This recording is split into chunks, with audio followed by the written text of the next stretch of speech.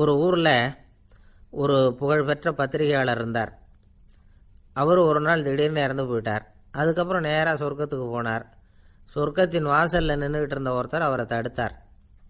இதை பாரு, ஏற்கனவே இங்கே 12 பத்திரிகையாளர்கள் இருக்கிறாங்க, அவங்களுக்கே இங்கே வேலை இல்லை. அதுக்கு என்ன காரணம்னா, சொர்க்கத்தில் திடுக்கிடும் செய்திகள்லாம் ஒன்றும் கிடையாது. அப்படி என்ன இருக்க போகுது? இங்கே எல்லாம் அது ஒழுங்காக நடந்துகிட்டு இருக்கோம். எல்லாம் ஒழுங்காக நடந்தால் பத்திரிகைகளுக்கு சுவாரஸ்யமான கொலை கொள்ளை தீ வைப்பு இது மாதிரி எதுவும் இங்கே இல்லை. ஏற்கனவே இங்கே இருக்கிறவங்க எல்லாரும் மரத்தடியில் உட்காந்துக்கிட்டு தியானம் பண்ணிகிட்டு இருக்கிறாங்க. அந்த ஒரே செய்தி தான் தினமும் இங்கே வந்துக்கிட்டு இருக்குது. அதை படிக்கிறதுக்கே இங்கே ஆள் கிடையாது. அதனால் நான் என்ன சொல்கிறேன்னா, நீ பேசாமல் நரகத்துக்கே போயிடு. அங்கே எவ்வளவோ நிகழ்ச்சிகள் நடந்துக்கிட்டு இருக்கு. அங்கே தான் அதிகமான பத்திரிகையாளர்கள் தேவைப்படுறாங்க. அங்கே உனக்கு நிறைய வேலை இருக்கும். அதை செய்கிறதில்ல நீயும் மகிழ்ச்சியாக இருக்கலாம் அப்படின்னு சொன்னாராம். அங்கே அந்த சொர்க்கத்தின் வாசலில் நின்றுக்கிட்டு இருந்தவர். இந்த பத்திரிகையாளர் அங்கேயே நின்று கொஞ்சம் யோசனை பண்ணார். இவருக்கு சொர்க்கத்திலே இருக்கணும்னு தான் ஆசை. அதனால் மெதுவாக அவர்கிட்ட பேசினாராம். ஐயா, என்னை ஒரு 24 மணி நேரம் இங்கே உள்ளே இருக்கிறதுக்கு அனுமதி கொடுங்க. இங்கே இருக்கிற பல பத்திரிகையாளர்களை எனக்கு தெரியும்.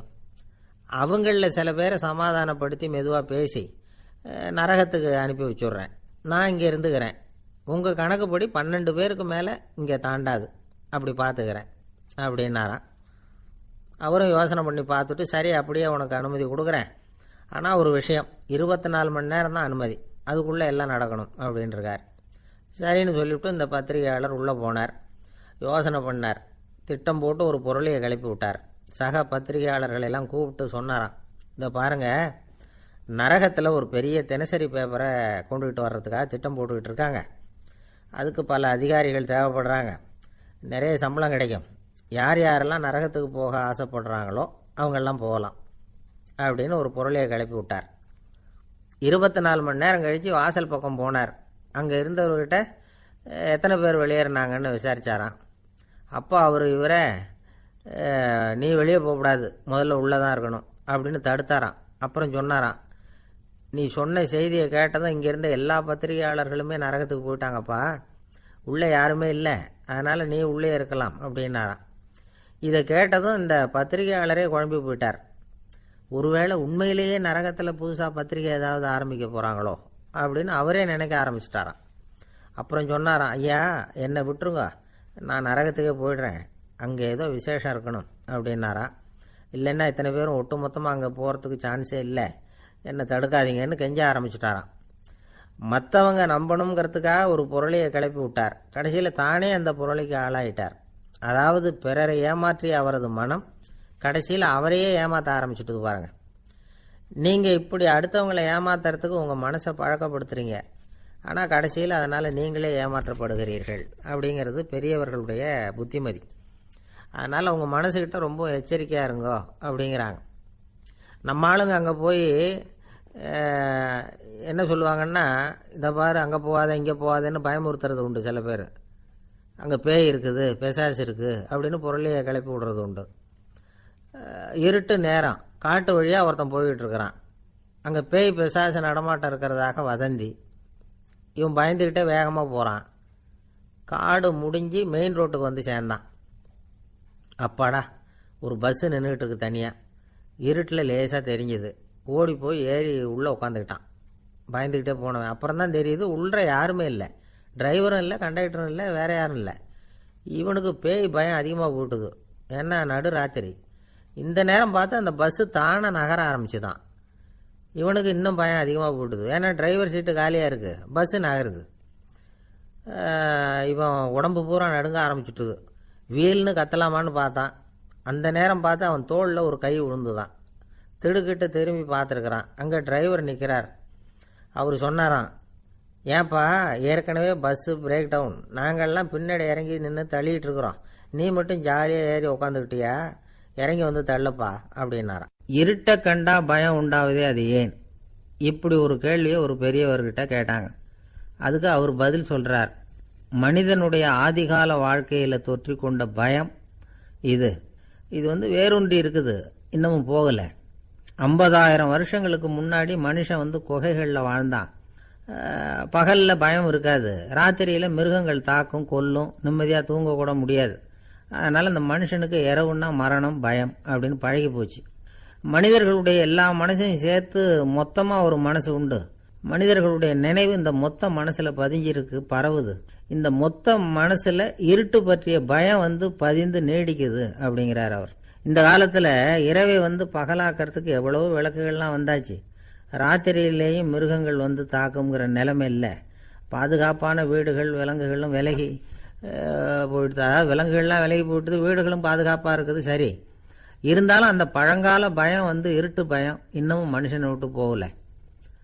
இன்னொரு விஷயம் என்னன்னா, இருட்டிலேருந்து வெளிச்சத்துக்கு வராத மனிதர்கள் இன்னைக்கு அதிகம். ஒரு ஆள் ஆற்றுக்கு மீன் பிடிக்கிறதுக்காக போனான், இன்னும் விடியல. அதுக்குள்ளே வலையை எடுத்துக்கிட்டு கிளம்பி போயிட்டான். வெளிச்சம் வர்றதுக்கு முன்னாடியே போய் சேர்ந்துட்டான். விடிகிற வரைக்கும் என்ன பண்ணுறது, சும்மா கரையிலேயே உட்காந்து காலாட்டிகிட்டு இருக்கிறான். காலில் ஏதோ ஒரு சின்ன மூட்டை தட்டுப்பட்டுது. இருட்டில் அது என்னன்னு சரியாக தெரியல. மூட்டைக்குள்ளே சின்ன சின்ன கல்லாக நிறைஞ்சிருக்குது. சும்மா பொழுது போகணுமேங்கிறதுக்காக இவன் அந்த மூட்டைக்குள்ளே இருந்து ஒவ்வொரு கல்லாக எடுத்து ஆற்றுல வீசிக்கிட்டு இருக்கிறான். விடிகிற வரைக்கும் வேற வேலை இல்லைங்கிறதுனால எப்படி செஞ்சுக்கிட்டே உட்காந்துருக்கிறான். கிழக்க மெதுவாக வெளிச்சம் தெரிய ஆரம்பிச்சது. பொழுது விடியறதுக்கான அறிகுறி. இதுக்குள்ள அந்த மூட்டையில் இருந்த எல்லா கல்லையும் எடுத்து வீசி எறிஞ்சுட்டான். கடைசியாக ஒரே ஒரு கல் மட்டும்தான் கையில் பாக்கி இருந்தது. வெளிச்சம் வந்ததும் அந்த கல்லை பார்த்தான், அப்படியே திகைச்சு போயிட்டான். அடடா, இது வரைக்கும் தெரியாமல் தப்பு பண்ணிட்டோமே அப்படின்னு நினைச்சான். ஏன் தெரியுமா, அவன் கையில் இருந்தது வெறும் கல் இல்லை, விலை வசந்த ரத்தன கல். அது இருட்டில் என்னென்னு புரியாததுனால மூட்டையில் இருந்த எல்லா ரத்தன கல்லையும் ஆற்றுல வீசி எறிஞ்சிருக்கிறான். இப்போ அவனுக்கு அழுகையே வந்துடும் போல இருந்தது. வாழ்க்கையை வசதி ஆக்கிக்கிறதுக்கான வாய்ப்பு அவனுக்கு இருந்தது. இருந்தாலும் இருட்டில் அதை இழந்துட்டான். அந்த வகையில் அவனுக்கு கொஞ்சம் அதிர்ஷ்டம் இருந்திருக்குது. அதாவது ஏதோ ஒரு வகையில் இருந்திருக்குது. அதனால தான் அந்த கடைசி கல்லை எரியறதுக்குள்ளே வெளிச்சம் வந்துட்டுது. பல பேருக்கு அந்த அளவு கூட அதிர்ஷ்டம் வர்றதில்லை. எல்லாத்தையும் வீசினதுக்கு அப்புறம் தான் வெளிச்சம் வரும். என்னென்னு விவரம் தெரியாமலே எழுந்திரிச்சு வந்துடுவாங்க. வாழ்க்கைங்கிறது ஒரு பெரிய புதையல். அதை புரிஞ்சிக்காம மனுஷன் அதை வீசி எரிஞ்சுக்கிட்டு இருக்கான் அப்படிங்கிறது தான் பெரியவங்க கருத்து. சில பேருக்கு புரிஞ்சுக்கிற நேரம் வரும், அதுக்குள்ளே வாழ்நாள்லாம் ஓடி போயிருக்கும். அதுக்கப்புறம் என்ன பண்ணுறது? நம்மால் ஒருத்தன் கையில் ஒரு சின்ன பையோடு வந்துக்கிட்டு இருந்தான். பை உள்ள ஏகப்பட்ட நகைகள், ரத்தன கல் எல்லாம் இருக்குது. வந்துக்கிட்டு இருந்தவன் திடீர்னு அந்த பையை அப்படியே ஒரு குளத்துல வீசி எறிஞ்சுட்டான். மகான்கள் தான் இப்படி பற்று இல்லாமல் இருப்பாங்க. என்னங்க இது, விலை மதிப்புள்ள அந்த பையை இப்படி குளத்துல வீசி எறிஞ்சுட்டீங்களே, இதுக்கு என்ன அர்த்தம் அப்படின்னு கேட்டார் அவன் கூட வந்தவர். அவன் மெதுவா இவர் காதோட காதா சொல்கிறான். ஒரு போலீஸ்காரர் பின்னாடி வந்துக்கிட்டு இருக்கிறார், அவர் போனதுக்கு அப்புறம் இதை எடுத்துக்குவேன் அப்படிங்கிறான். நம்மக்கிட்ட ஒருத்தன் தப்பாக நடந்துக்கிட்டானா உடனே நாம் என்ன செய்வோம்? கையை ஓங்கிட்டு அவனை அடிக்க போவோம். நாம் அவங்ககிட்ட அவனை விட ஒருபடி மேலே தப்பாக நடந்துக்குவோம். ஆனால் பெரியவங்கள்லாம் அப்படி நடந்துக்கிறது இல்லை. இன்னா செய்தாரை ஒருத்தல் அவர் நாண நன்னயம் செய்து விடல் அப்படின்னு வள்ளுவர் சொல்லியிருக்கார் இல்லையா? அதுக்கு தகுந்த மாதிரி நடந்துக்குவாங்க. பாயசித் விஸ்தாமிங்கிறவர் ஒரு பெரிய ஞானி. அவர் ஒரு நாள் ராத்திரி ரொம்ப நேரம் மசூதியில் இருந்துட்டு வீட்டுக்கு திரும்பி வந்துக்கிட்டு இருக்கிறார். வழியில் ஒரு குடிகாரன், அவன் கையில் ஒரு இசைக்கருவி, அதை கண்ணா பின்னான்னு மீட்டிக்கிட்டு வாய்க்கு வந்தபடியே என்னத்தையோ பாட்டுன்னு நினச்சிக்கிட்டு பாடிக்கிட்டு அவன் பாட்டுக்கு கிடக்கிறான் வழியில். அதோடு இருந்தாலும் பரவாயில்ல, அந்த பக்கமாக வழியில் போகிறவங்க வர்றவங்களையெல்லாம் பார்த்து கண்ணா பின்னான்னு திட்டிக்கிட்டு இருக்கிறான், ரொம்ப வளர்க்குறான். பாயசித் பிஸ்தாமிங்கிற அந்த பெரியவர் அந்த வழியாக போகிறார். அவனை பார்க்குறார். அவனுடைய நிலைமையை பார்த்துட்டு பரிதாபப்படுறார். ஏன்பா இது மாதிரிலாம் நடந்துக்கிற, இப்படி நடக்கலாமா அப்படின்னு ஏதோ கொஞ்சம் புத்திமதி சொல்கிறதுக்கு ஆரம்பித்தார். அவனுக்கு கோபம் வந்துட்டுது. கையில் வச்சிருந்த வாத்திய கருவி அதால் ஓங்கி அந்த பெரியவர் தலையில் ஒரு அடி கொடுத்தான். ரத்த காயம் ஏற்பட்டு போச்சு. அவன் கையில் இருந்த இசைக்கருவியும் அடித்த வேகத்தில் ரெண்டாக உடஞ்சி போச்சு. அவ்வளோ வேகமாக அடிச்சிருக்கான். இவ்வளவு தூரத்துக்கு நடந்து போச்சுல்ல, அந்த மாபெரும் ஞானி வாயை திறந்து ஒரு வார்த்தை கூட பேசலை. பேசாமல் தலையை பிடிச்சிக்கிட்டு அவர் பாட்டுக்கு போயிட்டார். மறுநாள் அந்த பெரியவர் என்ன பண்ணார் தெரியுமா? கொஞ்சம் இனிப்பு பண்டங்கள், கொஞ்சம் பணம், இது ரெண்டையும் ஒரு ஆள் மூலமாக அனுப்பி வச்சார் அந்த குடிகாரனுக்கு. அவனுக்கு ஒன்றும் புரியல. என்ன விவரம்னு விசாரித்தான். வந்த ஆள் ஒரு கடுதாசியை நீட்டினான். அதில் விவரம் இருந்தது. ஞானி எழுதியிருக்கிறார், இதை பார்ப்பா, உங்களுடைய இசைக்கருவி உடையறதுக்கு என்னுடைய தலை காரணமாக ஆயிட்டுது. அதுக்காக நான் ரொம்ப வருத்தப்படுறேன். அதுக்காக தான் பணம் அனுப்பி வச்சுருக்கேன். வேறு புதுசாக ஒரு இசைக்கருவி வாங்கிக்கோ. அப்புறம் இன்னொரு விஷயம், நேற்றுக்கு ராத்திரி என்கிட்ட ஏகப்பட்ட கசப்பான வார்த்தைகளை பேசினேன். இதோட அனுப்பியிருக்கிற இனிப்பு பண்டங்களை சாப்பிட்டு உன்னுடைய நாவில் உள்ள கசப்பை மாற்றிக்கும் அப்படின்னு அதில் எழுதப்பட்டிருந்தது. இந்த சமயத்தில் அவன் குடி மயக்கத்தில் இல்லை, தெளிஞ்சு போயிருந்த நேரம் இது. அதனால் அதை படித்த உடனே அவனுக்கு ரொம்ப வெக்கமாக போச்சு. தலை குனிஞ்சான், யோசனை பண்ணான். கொஞ்ச நேரத்தில் தன்னுடைய நண்பர்கள் சில பேரையும் கூப்பிட்டுக்கிட்டு நேராக அந்த ஞானி இருக்கிற இடத்துக்கு ஓடினான். அவர் காலில் விழுந்தான், அவர்கிட்ட மன்னிப்பு கேட்டுக்கிட்டான். பெரியவங்களே தெரியாமல் நான் இந்த பாவ செயலை பண்ணிவிட்டேன், என்னை மன்னிச்சுங்க, உங்களுடைய பொறுமையும் போதனையும் என்னுடைய கண்ணை திறந்துட்டுது. இனிமேல் நானும் என்னுடைய நண்பர்களும் நல்ல வழியில் திருந்தி வாழ போகிறோம் அப்படின்னா. ஞானி செய்த நன்னயம் குடிகாரனை எப்படி திருத்திருக்கு பார்த்தீங்களா? இந்த கதையை கேட்டுவிட்டு ஒருத்தர் சொன்னார், என் வாழ்க்கையில் கூட அப்படி ஒரு சம்பவம் நடந்தது சார். நானும் ஒரு நாள் ராத்திரி ஓவராக குடிச்சிட்டு ஒரு கிட்டாரை வாசிச்சுக்கிட்டு கண்ணாபின்னான்னு உளறிக்கிட்டு திட்டிக்கிட்டு இருந்தேன். அந்த சமயம் அந்த வழியாக ஒருத்தர் வந்தார். ஓங்கி தலையில் ஒரே ஒரு அடி, ரத்தம் வந்துட்டுது. அதுக்கப்புறம் என் மனசு தெரிந்துவிட்டுது சார் அப்படின்னார். அப்படியா என்ன ஆச்சரியமா? ஆமாம் சார், அடி விழுந்தது அவர் தலையில் இல்லை, என் தலையில். வந்தவர் என்ன அப்படி அடிச்சுட்டார். மயக்கம் தெளிஞ்சதுக்கு அப்புறம்தான் எனக்கு விவரம் புரிஞ்சுது, அவர் ஒரு போலீஸ்காரர் அப்படின்னார் ரொம்ப சோகமாக. ஒரு ஊரில் ஒரு துறவி இருந்தார், புத்த சமய துறவி. அந்த ஊர் மன்னன் அவரை பற்றி கேள்விப்பட்டிருக்கான். ஒரு நாள் புறப்பட்டு போனான், துறவியின் பாதங்களை தொட்டு வணங்கினான். அதுக்கப்புறம் சொன்னான், ஐயா, நான் உங்களை அரண்மனைக்கு அழைச்சிட்டு போகிறதுக்காக வந்திருக்கிறேன், இனிமேல் நீங்கள் இங்கே எதுக்கு இருக்கணும் அப்படின்னானா. அவன் மனசுக்குள்ளே என்ன நினைப்புன்னா, இவர் எங்கே வரப்போகிறாரு, நான் ரொம்ப எளிமையானவன், எனக்கு எதுக்கு அரண்மனை வாசம்னு சொல்லிவிடுவார் அப்படின்னு நினச்சிருக்கான். ஆனால் அந்த துறவி என்ன பண்ணார் தெரியுமா? அப்படியா, சரி போகலாம், வா, போய் உன் ரதத்தை கொண்டுட்டு வா, அரண்மனைக்கு போகும்பொழுது அதுக்கு தகுந்த மாதிரி ஆடம்பரமாக போகணும் அப்படின்னு விட்டாரான். துறவி இப்படி சொன்னதும் அந்த மன்னனுக்கு மனசுக்குள்ளே சந்தேகம் வந்துட்டுது. இவர் உண்மையிலேயே துறவி தானா, ஏமாத்து பேர் வழி மாதிரி தெரியுதே அப்படின்னு நினச்சிருக்கான். இருந்தாலும் இனிமேல் என்ன பண்ணுறது, சொல்லியாச்சு. ரதத்தை கொண்டுகிட்டு வந்தான். துறவி ஏறி உக்காந்தார். பக்கத்தில் ராஜா. அவர் ரொம்ப உற்சாகமாக வரார், இவன் ரொம்ப சோர்ந்து போய் வரான். துறவி மரத்தடியிலேயே வாழ்ந்து பழக்கப்பட்டவர், அரண்மனையில் எளிமையாக ஒரு இடத்துல உக்காந்துக்குவார் அப்படின்னு நினச்சான். ஆனால் அப்படி இல்லை. அரண்மனைக்கு வந்த உடனே அந்த துறவி அதை கொண்டுட்டு வா, இதை கொண்டுட்டு வான்னு சொல்லி உத்தரவு போட ஆரம்பிச்சுட்டார். அரண்மனையில் இருந்தால் அரசனை மாதிரி இருக்கணும் அப்படிங்கிறார். ராத்திரி பூரா சௌகரியமாக தூங்கினார். பகலில் அரண்மனை தோட்டத்தில் உலாவ வேண்டியது, நீச்சல் குளத்தில் குளிக்க வேண்டியது, இப்படியே பொழுது போக்கிட்டு இருக்கிறார்.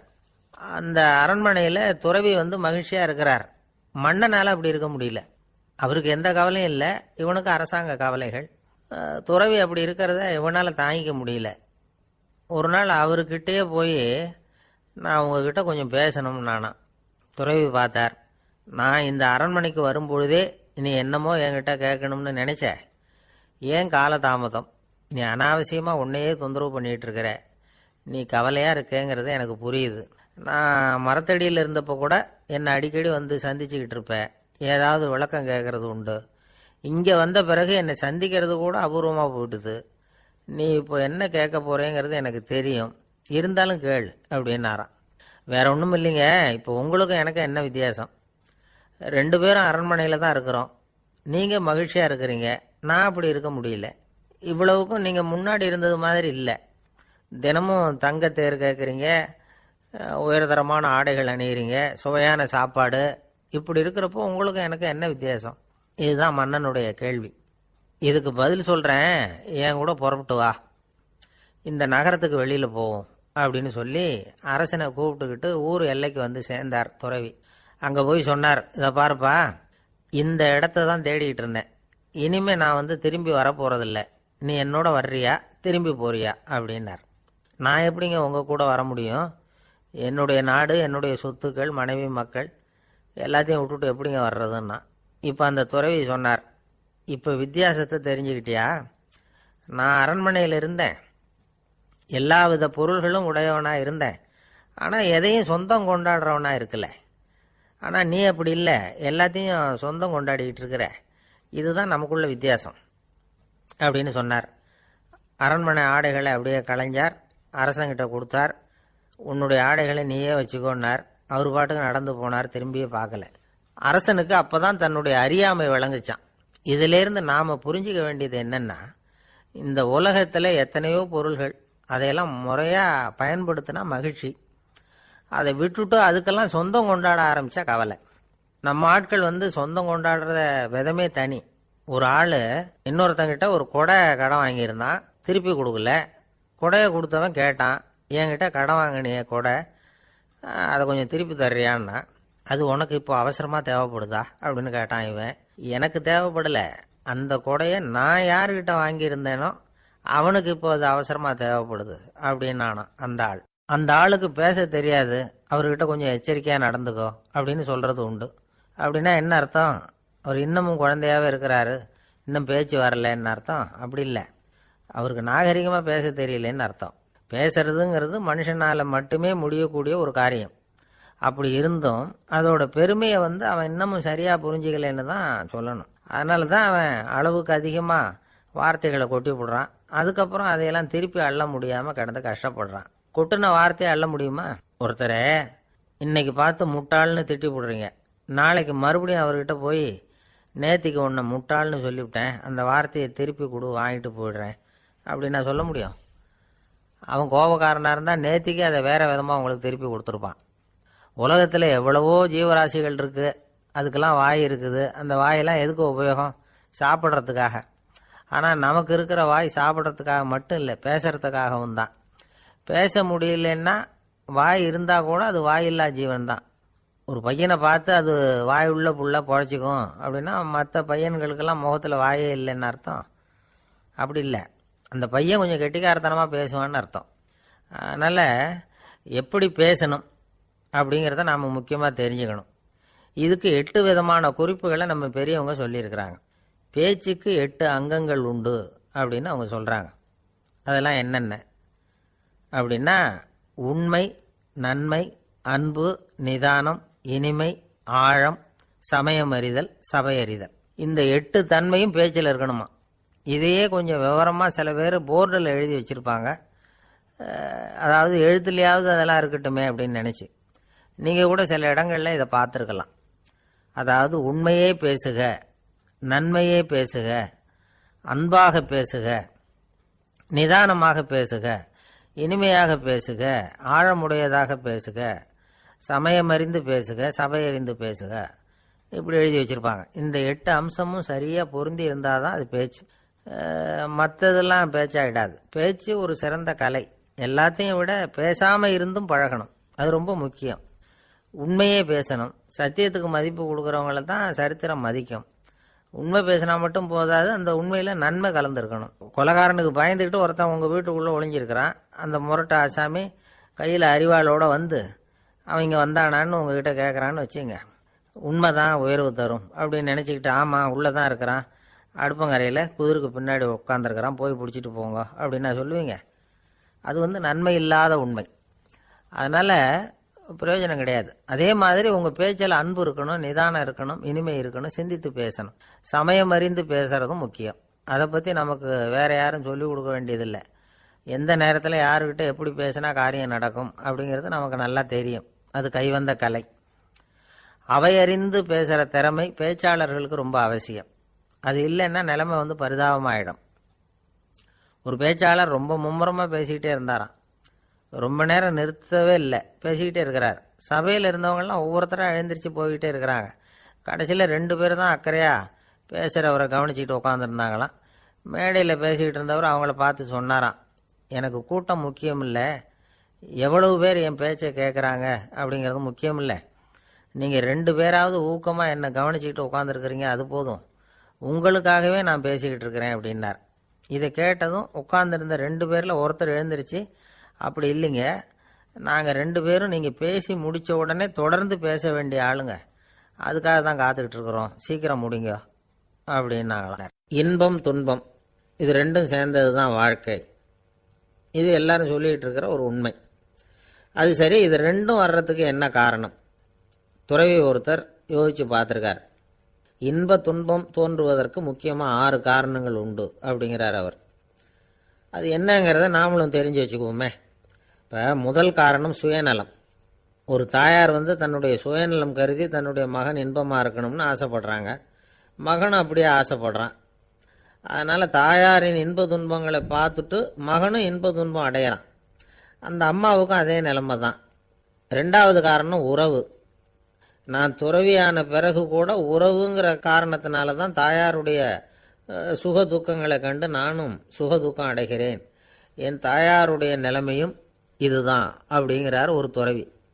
மூணாவது காரணம் என்னன்னா அறிமுகம். எனக்கு அறிமுகமான ஒருத்தரை ரயில் நிலையத்தில் சந்திக்கிறேன். அவர் தன்னுடைய பணப்பையை எங்கேயோ தொலைச்சுவிட்டு வருத்தப்பட்டு இருக்கிறார். நானும் வருத்தப்படுறேன். அந்த சமயத்தில் யாரோ ஒருத்தர் இதுதானே அவங்க பணப்பை அப்படின்னு சொல்லி கொண்டாந்து நீட்டுறார். பணப்பையை தொலைச்சவர் சந்தோஷப்படுறார், நானும் சந்தோஷப்படுறேன். இது அந்த துறவி சொல்ற அனுபவம். நாலாவது காரணம் என்னன்னா கருணை. எனக்கு முன்னே பின்ன தெரியாத ஒருத்தனை யாரோ ஒருத்தன் அடிச்சு காயப்படுத்தி போடுறான். கருணை காரணமா நான் அதுக்காக துக்கப்படுறேன். அஞ்சாவது காரணம் எதையும் நம்புறது. ஒரு பசுமாட்டை ஒரு முரணை அடிச்சுக்கிட்டு இருக்கிறான் அப்படின்னு ஒருத்தர் வந்து நம்மகிட்ட சொல்றாருன்னு வைங்க, உடனே நான் துக்கப்படுறேன். இன்னொருத்தர் வந்து அந்த முரணனை போலீஸ்காரங்க பிடிச்சிட்டு போயிட்டாங்கன்னு சொல்லி சொல்றாரு, நான் உடனே சந்தோஷப்படுறேன். மூணாவதா ஒருத்தர் வந்து முதல் 2 பேரும் சொன்னது பொய்யுங்கிறார். அப்போ நான் இன்ப துன்பம் ரெண்டுமே இல்லாமல் நிம்மதியாக இருக்கிறேன். இது ஒரு விதம். அடுத்தது 6வது காரணம் என்னன்னா தன்மயமாகுதல். ஒரு நாவல் படிச்சுக்கிட்டு இருக்கிறோம், அதில் வர்ற பாத்திரங்களோட நாம் ஒன்றி போயிடுறோம். அதில் வர்ற பாத்திரங்கள் சிரிச்சுதுன்னா நாமளும் சிரிக்கிறோம், அது அழுதுன்னா நாமளும் அழறோம். அதெல்லாம் வந்து அந்த துறவி சொல்கிற அனுபவ உண்மைகள். இன்ப துன்பம் இது ரெண்டும் தோன்றுவதற்கு சுயநலம், உறவு, அறிமுகம், கருணை, எதையும் நம்புறது, தன்மயமாகிறது, இது எல்லாம் தான் முக்கிய காரணம் அப்படின்னு அவர் சொல்றார். ஆக கூடி ஒட்டு மொத்தமாக யோசனை பண்ணி பார்த்தா பிற பொருள்கள் மீது பற்றுதல் காரணமாக தான் நாம் வந்து இன்ப துன்பம் அடையிறோம் அப்படிங்கிறத புரிஞ்சிக்க முடியுது. மனுஷன் வந்து இன்ப துன்பம் அடையிறதுக்கு 7வது காரணம் கூட ஒன்று உண்டு அப்படின்னு சொல்லிகிட்டே வந்தார் ஒருத்தர். அது என்ன அப்படின்னு கேட்டோம். அதுதான் சார் இந்த நீங்கள் சொல்லிட்டு வர்ற இன்று ஒரு தகவல்னார். எப்படி சொல்கிறீங்கன்னு கேட்டோம். இன்று ஒரு தகவல் கேட்க ஆரம்பிக்கிறப்போ மனசில் இன்பம், ஆரம்பித்த உடனே இது ஏற்கனவே கேட்ட சமாச்சாரமாச்சே அப்படின்னு நினைக்கிறப்போ துன்பம் அப்படின்னு அதுக்கு ஒரு விளக்கம் கொடுத்தார் அவர். கடற்கரை ஓரமாக ஒரு பெரியவர் கையால் மணலை கீறிக்கிட்டே உட்காந்துருக்கிறார். என்னத்தையும் தேடிட்டு இருக்கிறது மாதிரி தெரிஞ்சுது. மெதுவாக கிட்டத்தில் போய் என்னத்தை தேடிட்டு இருக்கிறீங்க அப்படின்னு கேட்டோம். அவர் சாவகாசமாக நிமிர்ந்து பார்த்து நிம்மதியை தேடிட்டு இருக்கிறேன்னார். நாங்கள் ஒரு மாதிரி ஆகிட்டோம். இருந்தாலும் சமாளிச்சுக்கிட்டு, சார் மணலில் வந்து கிழிஞ்சல் தான் கிடைக்கும், நிம்மதி கிடைக்காது அப்படின்னோம். சரி, இன்னைக்கு வசமா நம்மகிட்ட ஒரு ஆள் மாட்டிக்கிட்டார் அப்படின்னு நினச்சி அவர் பக்கமாக போய் உட்காந்துக்கிட்டு கதை சொல்ல ஆரம்பிச்சிட்டோம். ஒரு பெரிய மன்னர் இருந்தார். அவருக்கு எல்லா வசதியும் இருந்தது. இருந்தாலும் ஒரே ஒரு குறை. அது என்னன்னா நிம்மதி இல்லைங்கிற குறை. அரண்மனையில் தினமும் கலை நிகழ்ச்சி, நாட்டியம் எல்லாம் நடந்துக்கிட்டு தான் இருந்தது. இருந்தாலும் நிம்மதி இல்லை. சரி, நிம்மதி எங்கே கிடைக்கும் அப்படின்னு தேட ஆரம்பித்தார். உடனே அதுக்கான முயற்சிகளில் தீவிரமாக இறங்கினார். நாட்டில் உள்ள தத்துவ மேதைகளெல்லாம் கூப்பிட்டுட்டு வர சொன்னார். எல்லாரும் வந்து சேர்ந்தாங்க. அவங்கள பார்த்து நிம்மதி எங்கே இருக்குது அப்படின்னு விசாரித்தார்.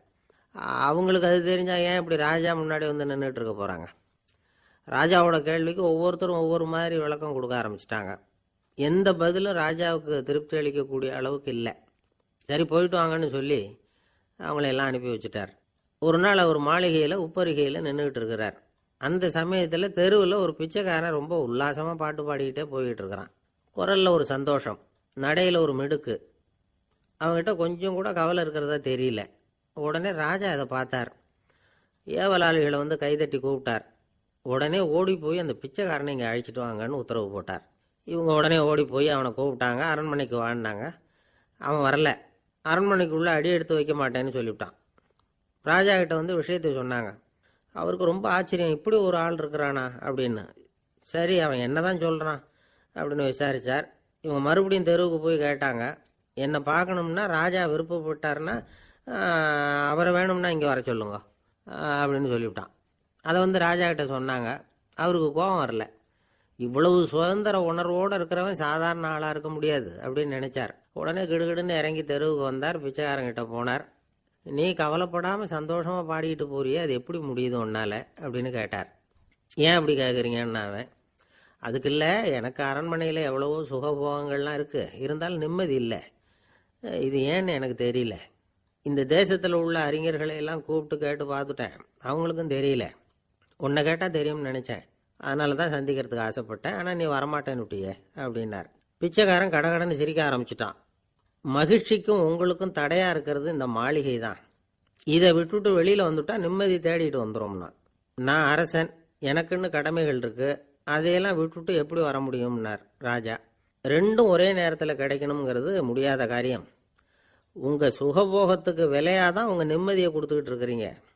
என்ன பாருங்க, என்கிட்ட எதுவும் இல்லை, அதனால எதுவும் போயிடுமோங்கிற பயமும் இல்லை, நிம்மதியா இருக்கிறேன் அப்படின்னா அவன். ராஜா உடனே சந்தோஷப்பட்டு தன்னுடைய மேலங்கியை எடுத்து அவனுக்கு பரிசா கொடுத்தாரான். அவன் சிரிச்சுக்கிட்டே அதை வாங்க மாட்டேன்னு விட்டானான். இதை நீங்க எனக்கு கொடுக்கறதுனால எந்த பயனும் இல்லை, அதே நேரத்தில் அதை வாங்கிட்டேன்னா அடுத்த வினாடியிலிருந்து அதை எப்படி காப்பாத்துறதுங்கிற கவலை எனக்கு வந்து சேர்ந்துடும், அப்புறம் தூக்கம் வராது, நிம்மதி போயிடும் அப்படின்னானா. சொல்லிவிட்டு அவன் பாட்டுக்கு சந்தோஷமா பாடிக்கிட்டே போயிட்டான். நிம்மதி எங்க இருக்குங்கிறதையும் ராஜா தெரிஞ்சுக்கிட்டார். அந்த இடத்துக்கு தன்னால போக முடியாதுங்கிறதையும் அவர் புரிஞ்சுக்கிட்டார். இப்படி இந்த கதையை அந்த கடற்கரையில மணலை கீறிக்கிட்டே உட்காந்துருந்தார அந்த பெரியவர்கிட்ட சொல்லி முடிச்சோம். அவர் முகத்துல ஒரு தெளிவு தெரிஞ்சது. எங்களை நிமிர்ந்து பார்த்தார். ரொம்ப நன்றிங்க, இப்ப எனக்கு தெரிஞ்சு போச்சு, நிம்மதி வேணும்னா அதுக்கு என்ன பண்ணணும்னு இப்ப நல்லா புரிஞ்சுக்கிட்டேன் அப்படின்னார். என்ன புரிஞ்சுக்கிட்டீங்கன்னு கேட்டோம். இனிமே இந்த பக்கம் வந்தா உங்க கண்ணுல படாத இடமா பார்த்து உட்காரணும்னு புரிஞ்சுக்கிட்டேன் அப்படின்னார். இன்றைக்கு பல பேர் உயில் எழுதி வைக்கிறாங்கல்ல. இந்த உயில்னா என்ன? அதாவது ஒரு நபர் தனக்கு பின்னாடி தன்னுடைய சொத்துக்கள் யாருக்கு போய் சேரணும்னு நினைக்கிறாரோ அந்த நினைப்பை சட்டப்படி உறுதிப்படுத்துறது தான் உயில். சரி, உயிலை யார் எழுதலாம்? 18 வயசு பூர்த்தியான யாரும் உயில் மூலமா சொத்துக்களை விநியோகிக்கலாம். கண் பார்வை இல்லாதவங்க, காது கேளாதவங்க, வாய் பேச முடியாதவங்க, இவங்கெல்லாம் கூட உயில் எழுதி வைக்கலாம். புத்தி சுவாதீனம் இல்லாதவங்க கூட சில சமயம் புத்தி தெளிவா இருந்தா உயில் எழுதலாமா. குடிபோதையில் இருக்கிறவங்க, தாங்கள் என்ன செய்யறோங்கிறது தெளிவா அறிய முடியாதவங்க, நோய் நொடியில் இருக்கிறவங்க, இவங்கெல்லாம் உயில் எழுத முடியாது. ஒருத்தரை நிர்பந்தப்படுத்தி ஏமாத்தி அல்லது சுய நினைவில்லாத ஒருத்தர்கிட்ட எழுதி வாங்கி வைக்கிற உயில் செல்லாது. உயிலை இந்த முறையில தான், இந்த படிவத்துல தான் எழுதணும்னு சட்டத்துல விதி எதுவும் கிடையாது. இதுக்கு முத்திரை கட்டணமும் கிடையாது. உயிலை வெற்று காகிதத்துல எழுதலாம். அச்சடிக்கணும், டைப் அடிக்கணுங்கிற அவசியம் கூட இல்லை. கையாலேயே கூட எழுதலாம். எழுதி இருக்கிறது புரியணும், அவ்வளவுதான். குறைந்தபட்சம் 2 சாட்சிகளை வச்சுக்கிட்டு உயில் எழுதுறவர் அதில் கையெழுத்து போடணும். கையெழுத்து போட தெரியாதுன்னா இடது கை பெருவிரல் ரேகை வைக்கலாம். உயில் சாசனத்துக்கு சாட்சிகள் கையெழுத்து இல்லைன்னாலும் அது செல்லாது. அப்புறம் பிரிவிலேஜ்டு வில் அப்படின்னு இருக்கு, அதுக்கு மட்டும் சாட்சிகள் தேவையில்லை. அது என்னன்னா, இந்த விமானப்படை, கப்பல் படை அல்லது யுத்தத்தில் பணிபுரியும் நபர்கள் அவங்கெல்லாம் இருக்கிறாங்க இல்லையா, அப்படிப்பட்டவங்க எழுதுற உயில் அது. அதுக்கு சில விசேஷ சலுகைகள் உண்டு. ஒருத்தர் முதல்ல ஒரு உயில் எழுதி வைக்கிறார், அதுக்கப்புறம் மனசு மாறி போகுது, அது வேணாம்னு நினைக்கிறார், ரத்து செஞ்சுடலாம். அதுக்கப்புறம் வேற உயிலும் எழுதலாம். உயிரோடு இருக்கிற வரைக்கும் எத்தனை தடவை வேணும்னாலும் உயில் எழுதலாம். கடைசியா எழுதப்பட்ட உயில் சட்டப்படி சரியா இருந்தா அதுதான் அமலுக்கு வரும். சரி, எழுதுற உயில ரகசியமா வச்சிருக்கிறது எப்படி? இது ஒரு கேள்வி. இதுக்கு என்ன செய்யணும்னா, ஒருத்தர் உயில எழுதினதுக்கு அப்புறம் அவர் தானாவோ அல்லது அங்கீகரிக்கப்பட்ட முகவர் மூலமாகவோ, அதாவது ஒரு ஏஜென்ட் மூலமாகவோ, ஒரு கவரில் போட்டு சீல் வச்சு கவர் மேலே தன்னுடைய பெயரை எழுதி அல்லது அந்த ஏஜென்ட் பெயரை எழுதி கவர் மேலே என்ன அடக்கம் செய்யப்பட்டிருக்கு, உள்ள என்ன இருக்கு அப்படிங்கிற விவரம்லாம் எழுதி சார் பதிவாளர்கிட்ட ஒப்படைக்கலாம். இதுக்கு கட்டணம் உண்டு. அதுக்கப்புறம் எப்போ தேவைப்படுதோ அப்போ ஒரு மனு கொடுத்து அந்த கவரை திரும்ப வாங்கிக்கலாம். இப்போ எழுதுகிற உயில இவ்வளவு நாளுக்குள்ள பதிவு செய்யணுங்கிற கால வரையறை உண்டா அப்படின்னு ஒரு கேள்வி வரலாம் இல்லையா? எப்போ வேணும்னாலும் பதிவு செய்யலாம். நம்மால் ஒருத்தர் ஒரு நாள் ரொம்ப அவசரமாக வந்தார். இந்த உயில் எழுதுறது சம்பந்தமா பூரா விவரமா எனக்கு உடனே தெரியணும்னார். நான் உடனே அவரை வக்கீல் ஒருத்தர்கிட்ட அழைச்சிட்டு போனேன். இவர் அவர்கிட்ட எல்லா விவரமும் கேட்டு தெரிஞ்சுக்கிட்டார். ரொம்ப தேங்க்ஸ்ன்னு சொல்லிவிட்டு 2 பேரும் வெளியில வந்தோம். அதுக்கப்புறம் இவர்கிட்ட கேட்டேன், ஆமா இவ்வளவு விவரமா கேட்குறீங்களே, உங்களுக்கு எத்தனை பிள்ளைங்க சார் அப்படின்னு கேட்டேன். 6 பேர் சார் அப்படின்னார். சரி, இருக்கிற சொத்து எவ்வளவுன்னு கேட்டேன். அதை இனிமே தான் சம்பாதிக்க போறேன் அப்படின்னார். வயிறு பசிக்குதேங்கிறது சிலரோட கவலை, வயிறு பசிக்க மாட்டேங்குதே அப்படிங்கிறது சில பேரோட கவலை. 2 விதமான கவலைக்கும் வயிறு தான் காரணமாக இருக்குது. வயிறு பசிச்சதுன்னா அது இயற்கை, வயிறு பசிக்கலைன்னா அது வியாதி. ஆனால் பசியையும் நாம் பசிப்பிணி அப்படின்னு தான் சொல்லுவோம். என்ன காரணம்? வியாதியை போக்க வேண்டியது எவ்வளவு முக்கியமோ அதை விட முக்கியம் பசியை போக்க வேண்டியது. ஒரு சமுதாயத்தில் பசிப்பிணியே இருக்கக்கூடாது. அதுதான் நல்ல சமுதாயம். பசியை போக்கணும்னா சாப்பாடு போடணும், பசியின்மையை போக்கணும்னா வைத்தியம்தான் பண்ணணும். இது சம்பந்தமாக எவ்வளவோ ஆராய்ச்சிகள் நடக்குது, நிறைய மருந்து கண்டுபிடிச்சிருக்கிறாங்க. நம்ம உடம்புல பசியை தூண்டக்கூடிய பகுதி எது, இதை முதல்ல தெரிஞ்சுக்கணும் இல்லையா? நாம் சாப்பிட்ற ஆகாரம் செரிக்கிறதுக்கு எது காரணம் தெரியுமா? நம்ம மூளையோட பின்பகுதி தான் அதுக்கு காரணமாக இருக்குதாம். மூளையின் பின்பகுதியில் நரம்பு செல்களால் ஆன 2 வகையான ஆரக்சின்கள் தான் பசியை உண்டாக்குது அப்படின்னு கண்டுபிடிச்சிருக்கிறாங்க. 2 ஆய்வாளர்கள் இதை கண்டுபிடிச்சிருக்காங்க. அவங்க 2 பேரும் டெக்சாஸ் பல்கலைக்கழகத்தில் ஹார்வர்டு ஹக்ஸ் மருத்துவ கல்வி நிலையத்தில் பணிபுரிகிறவங்களாம். உண்பது தேவைங்கிறது உணரப்படும் போது மூளையின் அந்த குறிப்பிட்ட பகுதி ஆரக்சின் அப்படிங்கிற ஹார்மோன்களை சுரக்கும். அது பசி உணர்வை தூண்டும் அப்படிங்கிறது தான் அந்த ஆய்வாளர்களின் கண்டுபிடிப்பு. இந்த ஆரக்சின் வேறு சில உயிரினங்கள்லேயும் உண்டு. இப்போ எலிகளில் கூட இது இருக்குது. அதனால் எலிகளை வச்சு இது சம்பந்தமாக ஆராய்ச்சி பண்ணாங்க. எலிகள் உடம்புல ஆரக்சினை செலுத்தி பார்த்தாங்க. உடனே என்னாச்சு தெரியுமா? அந்த எலியெல்லாம் பசியால் துடிக்க ஆரம்பிச்சுட்டுது. எதையாவது தின்னு பசியை தீர்த்தா போதுங்கிற அளவுக்கு அந்த எலிகள்லாம் அல்லாட ஆரம்பிச்சுட்டுது. இயல்பாக சாதாரணமாக அந்த எலிகள் எவ்வளவு சாப்பிடுமோ அது மாதிரி 8 முதல் 10 மடங்கு அதிகமான ஆகாரத்தை 1 மணி நேரத்துக்குள்ளே சாப்பிட்டு தீர்த்துட்டு தான். சில எலிகளின் மூளையில் இந்த ஆரக்சின் அளவை கட்டுப்படுத்தி பார்த்துருக்குறாங்க. உடனே என்னாச்சு தெரியுமா? அதெல்லாம் சாப்பாட்டை கண்டா முகத்தை திருப்பிட்டு போக ஆரம்பிச்சுட்டு தான். அந்த எலிகளுக்கு பசி எடுக்கலையா. இந்த ஆராய்ச்சியின் அடிப்படையில் பசியை எடுக்காமல் இருக்கிற மனிதர்களுக்கும் பசியை தூண்ட முடியும் அப்படின்னு சொல்லி ஆராய்ச்சியாளர்கள் தெரிவிச்சிருக்கிறாங்க. ஆக ஆரக்சின் தான் பசிக்கு காரணம்ங்கிறது தெரிஞ்சு போச்சு. சரி, இந்த ஆரக்சின் அப்படின்னா என்ன? அது ஒரு கிரேக்க சொல். அதுக்கு பசின்னு அர்த்தம். நம்ம ஆளுங்களுக்கெல்லாம் பசியை தூண்டுறதுக்கு மருந்து தேவையில்லை, பசியை குறைக்கிறதுக்கு தான் மருந்து தேவை. ஒரு அம்மா டாக்டரை தேடி வந்தாங்களாம். டாக்டர், எங்கள் வீட்டுக்காரருக்கு திடீர்னு அகோர பசி, நிறைய சமைச்சு போடுறேன், அவ்வளவையும் சாப்பிட்டுட்டு கீழே கிடக்கிற குப்பை கூலங்களையும் எடுத்து சாப்பிட ஆரம்பிச்சுடுறார், என்னன்னு கவனித்து பாருங்க அப்படின்னாங்களாம். எவ்வளவு நாளாக அப்படி இருக்குதுன்னு கேட்டிருக்காரு டாக்டர். 1 வாரமாக அப்படி இருக்குதுன்னாங்களாம். இவ்வளவு நாளாக ஏன் சும்மா இருந்தீங்க? ஆரம்பத்திலே இங்கே அழைச்சிட்டு வர வேண்டியது தானே அப்படின்னாரான் டாக்டர். அது ஒன்றும் இல்லை டாக்டர், வீடு பூரா சுத்தமாகட்டுமேன்னு பார்த்துக்கிட்டு இருந்தேன் அப்படின்னாங்களாம் அந்த அம்மா. உங்கள் மேலே எனக்கு அளவு கடந்த அன்பு அப்படின்னு யாராவது சொன்னால் அதை அலட்சியமாக நினச்சிடக்கூடாது. அது கொஞ்சம் சீரியஸான விஷயம். அளவுக்கு மிஞ்சினா எதுவுமே இடைஞ்சல் தானே. அன்பும் அப்படி தான். அன்பு அதிகமாக இருந்தால் அது எப்படி கெடுதல் பண்ணும் அப்படிங்கிற சந்தேகம் உங்களுக்கு வரலாம். தசரதன் கதை என்னாச்சு? கைகேயி மேலே வச்சு அளவு கடந்த அன்பு. ராமன் காட்டுக்கு போகிறாப்புல ஆயிட்டுதில்ல. தசரதன் எப்பேற்பட்ட அரசன்? விஸ்வாமித்திரர் சொல்கிறார், என்ன மாதிரி முனிவர்களுக்கும் தேவர்களுக்கும் ஏதாவது கஷ்டம் வந்தால் முதல்ல முருகன் கிட்ட போவோம், அப்புறம் பரமசிவனை போய் பார்ப்போம், அதுக்கப்புறம் திருமால்கிட்ட போவோம், அப்புறம் பிரம்மன் இந்திரன் இவங்களெல்லாம் போய் பார்ப்போம். இவங்களாலையெல்லாம் முடியலன்னா கடைசியில் அயோத்திக்கு வருவோங்கிறார்.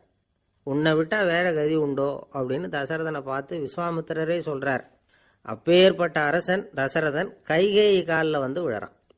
உன் பாதங்களை தொட்டு கெஞ்சி கேட்டுக்கிறேன், ராமனை காட்டுக்கு அனுப்பாதேங்கிறான். தசரதனுடைய இந்த நிலைமைக்கு என்ன காரணம்? அவன் கைகேயி மேலே வச்ச அளவு கடந்த அன்பு தான் காரணம். இப்போ சொல்லுங்க, அன்பாக இருந்தாலும் அது அளவுக்கு மீறி போனால் கெடுதல் பண்ணுமா பண்ணாதா? அது மட்டும் இல்லை, அளவு கடந்த அன்பு நீதிக்கும் நியாயத்துக்கும் புறம்பான காரியங்களையும் செய்ய வச்சிரும். தசரதன் மிகச்சிறந்த நீதிமான், தர்மத்துக்கு விரோதமாக ஒரு காரியமும் செய்யாதவன். அப்பேற்பட்டவன் தன்னுடைய மனைவியை பார்த்து என்ன சொல்கிறான் தெரியுமா? உனக்காக நான் என்ன செய்யணும்னு சொல்லி செய்கிறேன், ஒரு குற்றமும் செய்யாத ஒருத்தனை கொல்லணுமா கொல்றேன், மரண தண்டனை விதிக்கப்பட்ட ஒருத்தனை விடுதலை செய்ய சொல்றியா செய்கிறேன், எந்த பிச்சைக்காரனையாவது கோடீஸ்வரனாக சொல்றியா ஆக்குறேன், அல்லது கோடீஸ்வரனை பிச்சைக்காரன் ஆக்கணுமா ஆக்குறேன் அப்படிங்கிறான். நீதிக்கு விரோதமான இந்த பாவங்களை செய்யறதுக்கு அப்பேற்பட்ட அரசன் எப்படி துணிஞ்சான்? மனைவி பேரில் வச்ச அளவு கடந்த அன்பு தான் காரணம். திரிசூலம், வஜ்ராயுதம், வாள் இதுகளால் தாக்கப்பட்டா கூட அதையெல்லாம் கொஞ்சம் கூட லட்சியம் பண்ணாத ஒருத்தன் காமதேவனுடைய மலர் அம்புகள் தாக்குனா அதை அவனால் தாக்கு பிடிக்க முடியல, விழுந்துடுறான். காமதேவனுக்கு உள்ள மகிமையே அதுதாங்கிறார் துளசிதாசர். அதனால தான் பெரியவங்கள்லாம் என்ன சொல்கிறாங்கன்னா, எதையும் அளவுக்கு மீறி செய்யாதேங்கிறாங்க. அப்பா அம்மா மனைவி மக்கள் எல்லார் பேர்லேயும் அன்பு அவசியம்தான். ஆனால் அந்த அன்பு அறிவுக்கு புறம்பாக இருக்கக்கூடாது, அளவுக்கு மீறி இருக்கக்கூடாது. அப்போ தான் வாழ்க்கை சுகமாக இருக்கும், இல்லைன்னா அவஸ்தை தான். அளவுக்கு மீறின அன்புங்கிறது புரியுது, அது சரி. அறிவுக்கு புறம்பான அன்புங்கிறது எப்படி? ஒரு தாய்க்கு ஜலதோஷம் அல்லது ஏதோ ஒரு தொற்று நோயின்னு வச்சுங்களேன். அந்த அம்மாவுக்கு தன்னுடைய குழந்தை பேரில் அளவு கடந்த அன்பு. தனக்கு நோய் இருக்குது, அது அடுத்தவங்களுக்கு தொற்றக்கூடியது அப்படின்னு தெரிஞ்சிருந்தோம் அன்பை காட்டுறதுக்காக அந்த குழந்தைக்கு முத்தம் கொடுக்குறேன்னு தூக்கி வச்சுக்கிட்டு கொஞ்சம் ஆரம்பிச்சதுன்னு வச்சுக்கோங்க, அது நல்லா இருக்குமா? இதுதான் அறிவுக்கு புறம்பான அன்புங்கிறது. அது மாதிரி விலங்குகள்கிட்ட அன்பாயிருன்னு சொல்கிறோம். அதுக்காக புலிக்கு முத்தம் கொடுக்க முடியுமா? அப்படி கொடுத்தா அது அறிவுக்கு புறம்பான அன்பு. அதனால் அன்பு கூட அறிவுபூர்வமாக இருக்கணும் அப்படிங்கிறத இன்றைக்கி தகவல் மூலமாக நாம் புரிஞ்சுக்கணும். இந்த காலத்து காதலன் தன்னுடைய காதலிகிட்ட சொன்னானாம், இதை பாரு, உன் பேரில் எனக்கு அளவு கடந்த அன்பு, உனக்காக என்ன செய்யணும் சொல்லு, செய்கிறேன். நெருப்பில் நடக்கணுமா நடக்கிறேன், நீரில் குதிக்கணுமா குதிக்கிறேன், உயிரையே கொடுக்கணுமா கொடுக்குறேன் அப்படின்னா. சரி, வர்றேன் ஞாயிற்றுக்கிழமை சாயந்தரம் 6 மணிக்கு இதே இடத்துக்கு வாங்க அப்படின்னு அந்த பொண்ணு. இவன் கொஞ்சம் யோசனை பண்ணி பார்த்துட்டு, அன்னைக்கு மழை பெய்யாமல் இருந்தால் வந்துடுறேன் அப்படின்னானா. இந்த உலகத்தில் மனுஷன் எவ்வளவோ தவறுகள் செய்கிறான். அதுக்கெல்லாம் என்ன காரணம்? அதை பற்றின ஆராய்ச்சி தான் இன்னைக்கு.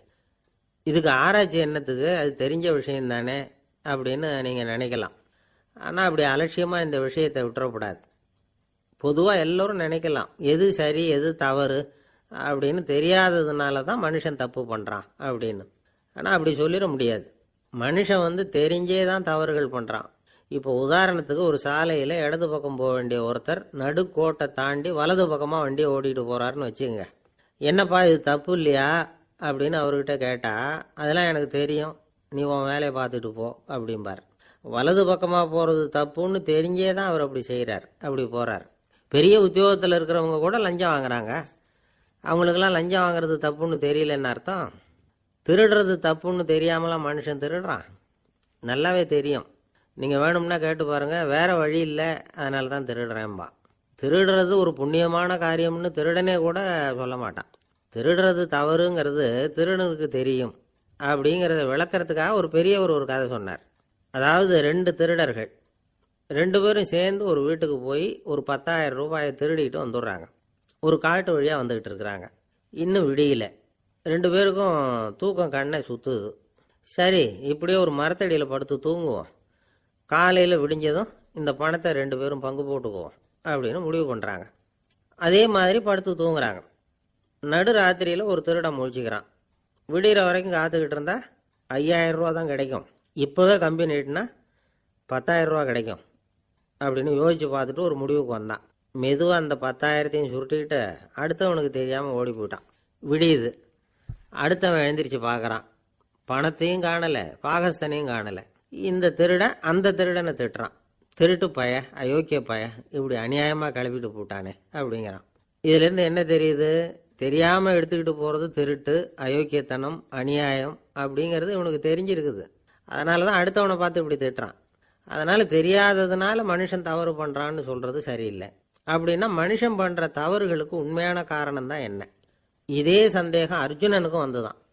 அதனால தான் அவன் பகவானை பார்த்து கேட்குறான், மனுஷன் தன் விருப்பத்துக்கு விரோதமாக ஏதோ ஒரு சக்தியினால பலாத்காரமாக இழுக்கப்பட்டது மாதிரி பாவம் பண்ணுறானே, அந்த சக்தி என்ன அப்படின்னு கேட்குறான். இதுக்கு பகவான் பதில் சொல்கிறார், காமமும் குரோதமும் தான் அந்த சக்திகள், அதாவது ஆசையும் சினமும்.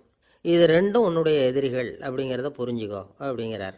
இன்னமும் நுணுக்கமாக பார்த்தா காமத்தினுடைய மறு உருவங்கள் தான் குரோதமும் லோபமும்.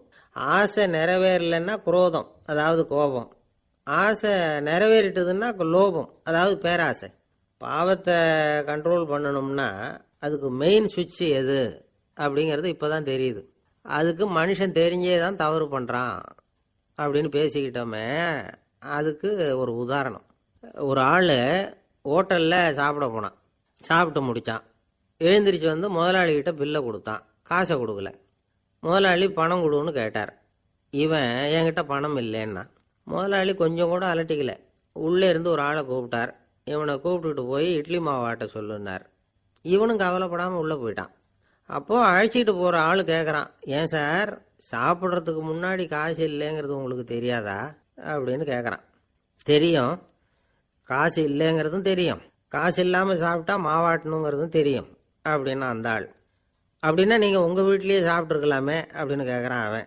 அதுக்கு இவர் சொல்கிறாரு, அது எப்படி, அங்கே சாப்பிட்டாலும் நான் இதே வேலையை தானே செய்ய வேண்டியிருக்கும் அப்படின்னாரான். நம்மளை மாதிரி ஒரு ஆசாமி அவன் நம்மளை மாதிரியே கற்பனை பண்ணான். அதாவது நாம தான் இந்த உலகத்தில் ரொம்பவும் கஷ்டப்படுறோம், மற்றவங்கள்லாம் சந்தோஷமாக இருக்கிறாங்க அப்படின்னு அவன் நினச்சிக்கிட்டான். அவன் ஒரு நாள் கடவுளை வேண்டிக்கிட்டானான், சுவாமி இந்த உலகத்தில் எவ்வளவோ பேர் இருக்கிறாங்க, ஒவ்வொருத்தருக்கும் ஒவ்வொரு விதமான கஷ்டம் இருக்கலாம், ஒத்துக்கிறேன், இருந்தாலும் எனக்கு அது கொஞ்சம் அதிகமாக இருக்கிறது மாதிரி தெரியுது, அதனால் நீங்கள் எனக்காக ஒரு சின்ன உதவி செஞ்சால் போதும். அது வேற ஒன்றும் இல்லை, என்கிட்ட இருக்கிற துயரங்களை இன்னொருத்தர் யாருக்கிட்டையாவது கொடுத்துருங்க, அவர்கிட்ட இருக்கிற துயரங்களை என்கிட்ட மாற்றி கொடுத்துருங்க, ஒரு மியூச்சுவல் டிரான்ஸ்ஃபர், அவ்வளவுதான், அப்படி பண்ணிவிட்டா போதும் அப்படின்னு வேண்டிக்கிட்டானான். அன்னைக்கு ராத்திரியே அவன் ஒரு கனவு கண்டிருக்கான். வானத்திலிருந்து ஒரு குரல் கேட்டிருக்கு. அது என்ன சொல்லிச்சு தெரியுமா?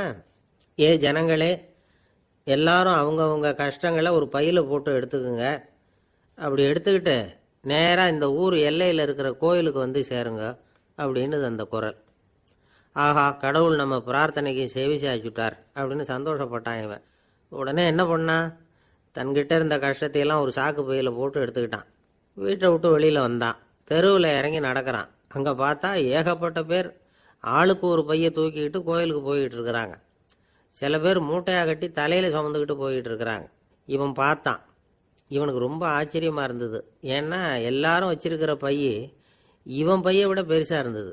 இவன் பை தான் இருக்கிறதுலே கொஞ்சம் சின்னதாக தெரிஞ்சுது.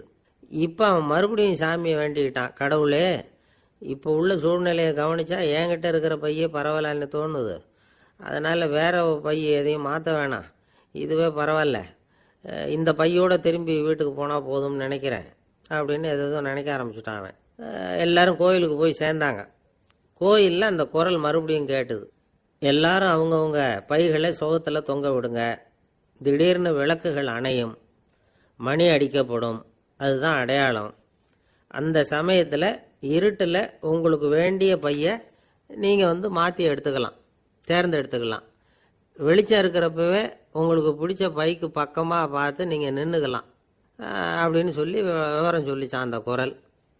அப்படி சொன்னதுக்கப்புறம் திடீர்னு விளக்கு அணைஞ்சுது, மணி அடிச்சுது, கொஞ்ச நேரம் கழித்து மறுபடியும் விளக்குகள்லாம் எரிஞ்சுது. இப்போ பார்த்தா எல்லாரும் அவங்கவுங்க பையையே கெட்டியாக பிடிச்சிக்கிட்டு நிற்கிறாங்க. இவனும் அப்படியே நிற்கிறான். இவன் மெதுவாக பக்கத்தில் நிற்கிறவங்ககிட்ட கேட்டானா, ஏன் நீங்கள் பையை கையிலேயே வச்சுருக்கிறீங்க, செவுத்தில் மாட்டலையா அப்படின்னு கேட்டிருக்கான். இல்லைப்பா, நீ ஏன் கையிலேயே வச்சுருக்கிறியோ அதே காரணத்துக்காக தான் நாங்களும் வச்சுருக்கிறோம். நம்ம கவலைகளை பற்றி நமக்கு ஓரளவுக்காவது தெரியும், ஆனால் மற்றவங்க கவலைகள் நமக்கு பரிச்சயம் இல்லாதவை, பழக்கம் இல்லாதது, அதனால் நமக்கு தெரிஞ்ச கவலைகளை சமாளிக்கிறது சுலபம், தெரியாததை சமாளிக்கணும்னா மறுபடியும் ஆரம்பத்திலேருந்து ஆரம்பிக்கணும், அதனால் பழைய நண்பர்களோடு வாழறது தான் மேல் அப்படின்னு ஆனான். அதுக்கப்புறம் அவன் தன்னோட பையே போதும்னு வீட்டுக்கு திரும்பி வந்துட்டானான். இது ஒரு பெரியவர் சொல்லியிருக்கிற கதை. அதனால் நம்மகிட்ட இருக்கிற கஷ்டங்கள் தான் பெருசு, அதை இன்னொருத்தங்கிட்ட கொடுத்துட்டு மாற்றிக்கலாம் அப்படின்னு நினைக்கிறது தப்பு. இதே மாதிரி இன்னொரு சம்பவம். ஒரு ஊரில் ஒரு நாள் ராத்திரி ஆகாயத்திலிருந்து கடவுள் குரல் கேட்குது.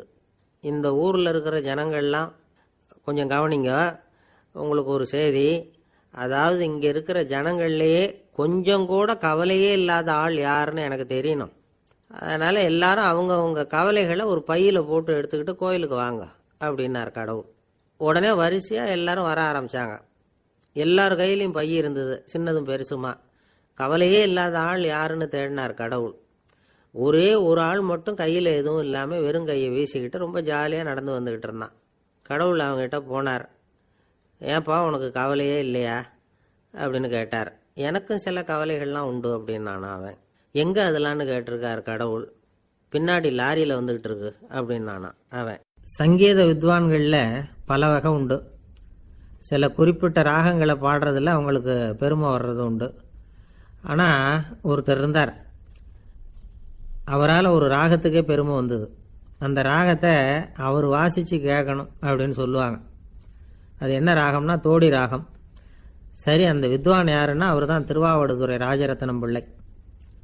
பேராசிரியர் கல்கி ஒரு சமயம் தம்முடைய பத்திரிகையில் எழுதினாராம். அதை அப்படியே படிக்கிறேன் கேளுங்களேன். ஆகா, ஸ்ரீ ராஜரத்னம் பிள்ளையின் தோடி ஆலாபனையை முதலில் கேட்டபோது அவருடைய கற்பனையை விட்டு தள்ளுங்கள். நம்முடைய மனதில் என்னென்ன இன்பமயமான கற்பனைகள் எல்லாம் உதித்தன.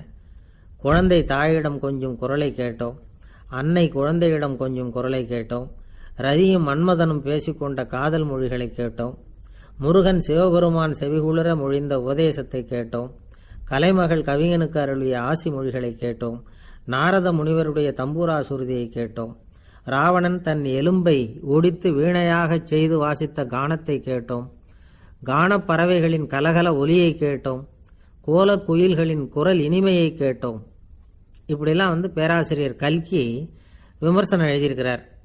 திருவாவடுதுறை ராஜரத்னம் பிள்ளை அவர்களுடைய வாசிப்பை கேட்டுட்டு டி.என். ராஜரத்னம் பிள்ளை இறந்து போனார். அப்போ கவிஞர் கண்ணதாசன் எழுதினார், செவியனில் ஓடி எங்கள் சிந்தையில் ஓடி இந்த புவியெல்லாம் ஓடி நின்பார் பொங்கிய தோடி வேறிங்கு எவரிடம் போகும் ஐய இனி அதை காப்பார் யாவர் அவிந்தனின் சடலத்தோடே அவிந்தது தோடிதானும் அப்படின்னு எழுதினாராம். அந்த அளவுக்கு அவருடைய தோடியை ரசித்தவர்கள் உண்டு. அதே மாதிரி தோடின்னா என்னன்னு தெரியாமலே அவரை ரசித்தவங்களும் அந்த காலத்தில் உண்டு. அதாவது ஒரு பெரிய சபையில் இவர் வாதிச்சுக்கிட்டு இருக்கிறார். பாதியில் ஒரு பெரிய மனுஷன் உள்ளே வந்தார். அவர் உடம்புல பட்டு வேஷ்டி, ஜருகை, அங்கவஸ்திரம், வாயில் வெத்தலை, வாசனை புகையில, காதில் வைரக்கடுக்கன், கழுத்தில் தங்க சங்கிலி, கை விரல் பூரா மோதிரம், கையில் ஒரு வெள்ளி வெத்தலை புட்டி, உதவிக்கு 2 பேர் பக்கத்தில். இவ்வளவு பந்தாவோட வரார் கச்சேரி கேட்கறதுக்கு. இப்படி வந்தவர் முதல் வரிசையில் உட்கார்ந்தார். வித்வான் வாசிச்சு முடித்ததும் இவர் அவரை பார்த்து, ஐயா, நீங்கள் தோடி வாசிக்கிறதுல ரொம்ப கெட்டிக்காரன்னு கேள்விப்பட்டிருக்கேன், அதை கேட்கறதுக்காக தான் மெனக்கிட்டு வந்திருக்கிறேன், அதை வாசிங்களேன் அப்படின்னாராம் இந்த பெரியவர். ராஜரத்னம் பிள்ளைக்கு ஒன்றும் புரியல. ஏன்னா இதுவரைக்கும் அவர் வாசிச்சுக்கிட்டு இருந்ததே அந்த தோடி ராகத்தை தான். அதை வாசித்து முடித்ததும் அதை வாசிங்களேன்னு இவர் கேட்குறார். அப்படின்னா இவரோட ஞானம் எப்படிப்பட்டது? இவ்வளவும் கேட்டுட்டு இப்படி கேட்குறாரே அப்படின்னு அவர் யோசிச்சிருக்கிறார் ராஜரத்னம் பிள்ளை. உடனே என்ன பண்ணார் தெரியுமா? பக்கத்தில் ரொம்ப சாதுவாக சுருதி போட்டுக்கிட்டு இருந்த ஒரு முதுகில் ஓங்கி ஒரு குத்து விட்டாராம். அவருக்கு ஒன்றும் புரியல, எதுக்கு நம்மளை அடிக்கிறார் இவர், நம்மளை குத்துறாரு வித்வான்னு. அவர் அதிர்ச்சியால் இவர் நிமிர்ந்து பார்த்துருக்கார். அப்போ ராஜரத்னம் பிள்ளை சொன்னாராம், ஏய்யா ஐயா பெரிய மனுஷன், என்னுடைய பரம ரசிகர், தோடி ராகம் கேட்கணுங்கிறதுக்காக இவ்வளவு தூரம் வந்திருக்கிறார், வரிசையில் உட்காந்துருக்கார். நீ இந்த சமயம் பார்த்து தோடி ராகம் வாசிக்கிற நாதஸ்வரத்தை வீட்டில் வச்சுட்டு வந்துட்டியே, இப்போ ஐயாவுக்காக அந்த ராகத்தை நான் எப்படி வாசிக்கிறது அப்படின்னு சொல்லிவிட்டு மறுபடியும் முதுகில் ஒரு அடி கொடுத்தாராம். அடி வாங்கினவருக்கே சிரிப்பு அடக்க முடியலையா. ஒரு மனுஷனை பார்த்து என்கிட்ட வாலாட்டாதே அப்படின்னு சொன்னா அவன் நம்மகிட்ட ஏதோ வம்புக்கு வர்றான்னு அர்த்தம். ஒரு நாயை பார்த்து யாரும் என்கிட்ட வாலாட்டாதே அப்படின்னு சொல்றது இல்லை. ஏன்னா நாய் வாலாட்டுனா அது நம்மகிட்ட தன்னுடைய நன்றியை தெரிவிக்கிறதாக நினைச்சுக்கிட்டு இருக்கிறோம். ஆனால் அது அப்படி இல்லை அப்படின்னு சொல்றாங்க அது சம்பந்தமான நிபுணர்கள். ஒரு நாய் தன்னுடைய வாலை இந்த பக்கமும் அந்த பக்கமுமா இப்படியும் அப்படியும் ஆட்டிக்கிட்டு இருந்தா அது பதட்டத்தில் கூட இருக்கலாம். நாய் நட்பா இருந்தாலும் வாலாட்டும், ஆத்திரத்தில் இருந்தாலும் வாலாட்டும், கோபத்தில் இருந்தாலும் வாலாட்டும், குழப்பத்தில் இருந்தாலும் வாலாட்டும், மகிழ்ச்சியா இருந்தா கூட அது வாலாட்டும். அதை நாம் தப்பா புரிஞ்சுக்கிட்டு அதுகிட்ட போய் மாட்டிக்கக்கூடாது. நாயை பற்றி எனக்கு நல்லா தெரியும் அப்படின்னு சொல்றவங்க கூட அதுகிட்ட கடி வாங்கிட்டு நிற்கிறது உண்டு. நிபுணர்கள் என்ன சொல்றாங்க தெரியுமா? எப்பவுமே நாய்கள் திடீர்னு கடிச்சு விடுறதில்ல, கடிக்கிறதுக்கு முன்னாடி சில அறிகுறிகளை காட்டும். அதை சரியா புரிஞ்சுக்கிட்டோம்னா தப்பிச்சுக்கலாம். ஒரு வீட்டுக்கு போறீங்க, அங்க புதுசா ஒரு நாயை பாக்குறீங்க, உடனே அதுகிட்ட போய் குனிஞ்சு சிரிச்சுக்கிட்டே அது தலையில தட்டுறீங்க. இது ரொம்ப தப்பான். ஒரு நாய் இன்னொரு நாயை நேருக்கு நேர் பார்த்து பல்ல காட்டுனா அது தன்னுடைய தன்முனைப்பை காட்டுதுன்னு அர்த்தமா. உன்னை விட நான் பெரியவன் அப்படின்னு சொல்லுதுன்னு அர்த்தம். அதனால நீங்க அது மாதிரி கிட்ட போய் சிரிக்கிறோம் அப்படின்னு நினைச்சுக்கிட்டு பல்ல காட்டினா உங்களையும் எதிரியா நினைச்சிரும். இன்னொரு விஷயம் என்னன்னா, தலையில தட்டுனா நாய்க்கு பிடிக்காது. அது தன்னை அடக்கிறதாகவும் அச்சுறுத்துறதாகவும் நினைச்சுக்கிட்டு இருக்கும். சரி, அப்படின்னா புதுசா ஒரு இடத்துல அல்லது வீட்டில் நாய்க்குட்டியை பார்த்தா என்ன பண்றது? நீங்கள் சும்மா இருங்க, அதுவாக கிட்ட வரட்டும். அதுக்கப்புறம் அதுகிட்ட கனிவாக பேசுங்க. கன்னம், மார்பு, தோல் இங்கெல்லாம் தட்டலாம், தப்பு இல்லையா? தலையில தான் தட்டப்படாதான். ஒரு நாய் உங்களை நோக்கி ஓடி வருது, நீங்களும் ஓடுனா அது துரத்த ஆரம்பிச்சிடும். அசையாமல் சில மாதிரி நின்றுடுங்க, அது கிட்ட வராது. அதுக்கு ஆர்வம் இல்லாமல் போயிடும். ஒரு தெருவில் சின்ன பிள்ளைங்க நிறைய பேர் விளையாடிக்கிட்டு இருக்கிறாங்க. அப்போ சில நாய்கள் அங்கே ஓடி வருது. எல்லாரும் ஓடினாங்க. அப்படி ஓடுறப்போ ஒரு பையன் கால் தடிக்க கீழே விழுந்துட்டான். என்னாச்சு தெரியுமா? துரத்திட்டு வந்த நாய்கள்லாம் கீழே விழுந்தவன ஒன்றும் செய்யலை, அவன்கிட்டே போகல. ஓடிக்கிட்டு இருந்தாங்கல்ல பசங்க, அவங்கள துரத்திக்கிட்டு அவங்க பின்னாடி ஓடிச்சான். அதுதான் நாய்களுடைய சுபாவம். ஒரு நாய் நம்மளை நேருக்கு நேர் முறைச்சி பார்க்குதுன்னு வச்சுங்க, நாமளும் அதை முறைச்சி பார்க்கக்கூடாது. நாம் வேற பக்கம் எங்கேயாவது பார்க்க ஆரம்பிச்சிடணும். ஒரு நாய் கோபமாக இருந்ததுன்னா அதோட வால் உறுதியாக நேராக நிற்கும். ஒரு நாய் பணிந்து போனால் அல்லது பயந்து போனால் அது தன்னோட வாலை காலுக்கு நடுவில் வச்சுக்கும். ஒரு நாய் நம்மளை பார்த்து பயந்து நிற்குதுன்னு வச்சுங்க, அதனால் நமக்கு ஆபத்து இல்லைன்னு நினச்சிடக்கூடாது. உங்களை பார்த்துட்டு ஒரு நாய் ஒடுங்குச்சுன்னா நீங்கள் விலகி போயிடணும் அப்படின்னு அது நினைக்குது. நிறைய பேர் பயந்து போன நாயால் கடிபடுறாங்க. இவன் நம்மளை விட பெரிய ஆள், மாட்டிக்கிட்டோம், வேற வழி இல்லை அப்படிங்கிற நினைப்புல தான் நாய் கடிக்க ஆரம்பிக்குதான். இதே மாதிரி சங்கிலியால் கட்டி போடப்பட்டிருக்கிற நாயும் ஆபத்தானது தான். தொடர்ந்து கட்டி போட்டிருந்தா காலப்போக்கில் அது ஒரு மாதிரி ஆகிடும். நாய் குழந்தைகளை கடிக்காது அப்படின்னு சில பேர் சொல்லுவாங்க. அதுவும் ஒரு தவறான நம்பிக்கை. அதனால் சின்ன குழந்தைகளை தனியாக நாயோட விளையாட விடக்கூடாது. ஆகக்கூடி நாயை பற்றி நிறைய விஷயம் புரிஞ்சுக்க வேண்டியிருக்குது. ஒருத்தர் தன்னுடைய நண்பர் வீட்டுக்கு போயிருந்தார். அவசியம் எங்கள் வீட்டில் சாப்பிட்டுட்டு தான் போகணும் அப்படின்னு ரொம்ப அன்பாக சொல்லிவிட்டார். அதை மீற முடியல இவரால். சரின்னு உட்காந்துட்டார்.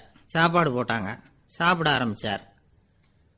அவங்க வீட்டில் கட்டி போட்டிருந்த நாய்க்குட்டி இவர் சாப்பிட்றத முறைச்சி பார்த்துது.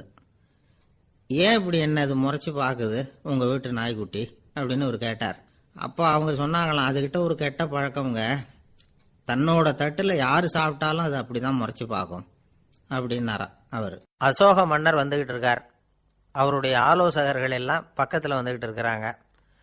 அந்த சமயத்தில் எதிரில் ஒரு புத்த பிக்ஷு வர்றார். அசோகர் பார்க்குறார். ஓடி போய் அவர் காலில் விழுந்து வணங்குறார். அசோக மன்னரின் தலை அந்த புத்த துறவியின் பாதத்தில் பட்டுக்கிட்டு இருக்கு. பக்கத்தில் நின்றுக்கிட்டு இருந்த அமைச்சருக்கு இது ரொம்ப சங்கடமாக போச்சு. ரொம்ப வருத்தப்பட்டார்.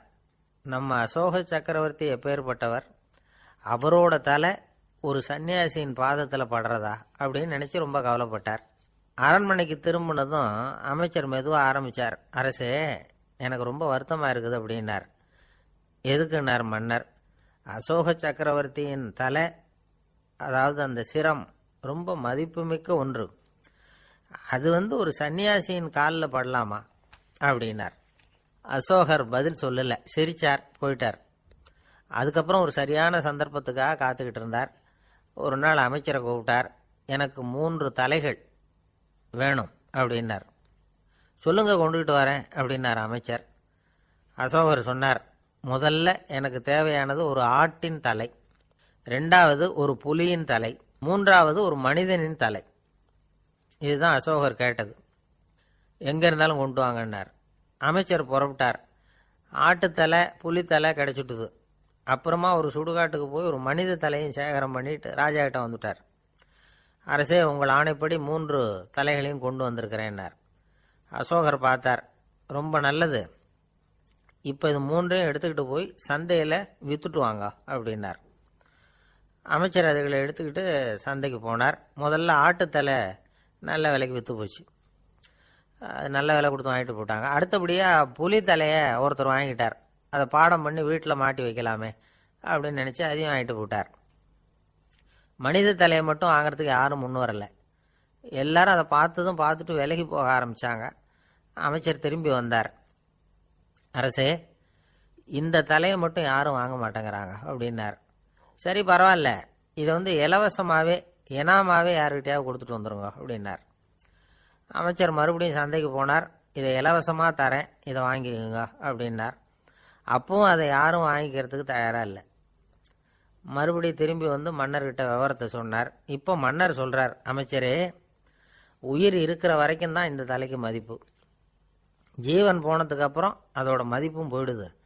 அதனால் மதிப்பு இருக்கும் பொழுதே பெரியவர்கள் பாதம் பணிந்து அந்த புனிதத்தை பெற்றுக்கொள்ளணும் அப்படின்னார். பணிவுங்கிறது வேற, அடிமைத்தனம்ங்கிறது வேற. பெரியவர்களை பணிவது நமக்கு பெருமை தரக்கூடிய விஷயம். இதை மனசில் வச்சுக்கிட்டு எப்போ காலில் விழணும், எப்போ காலில் விழக்கூடாது அப்படிங்கிறத முடிவு பண்ணிக்கணும். ஒரு சாதாரண ஆள் நடந்து வந்துக்கிட்டு இருந்தார். எதிரில் ஒரு பெரிய மனுஷன் ஓடி போய் அவர் காலில் விழுந்து தன்னுடைய தலையை அவர் பாதத்தில் கொண்டு போய் வச்சார். கொஞ்ச நேரம் கழித்து எழுந்திரிச்சு வந்துட்டார். வந்த பிறகு இவரை கேட்டேன், ஏன் திடீர்னு ஓடி போய் அந்த ஆள் காலில் விழுந்தீங்க அப்படின்னு. அவர் போட்டிருக்கிறது என்னோட காணாமல் போன செருப்பான்னு கண்டுபிடிக்கிறதுக்காக அப்படி விழுந்தேன் அப்படின்னு.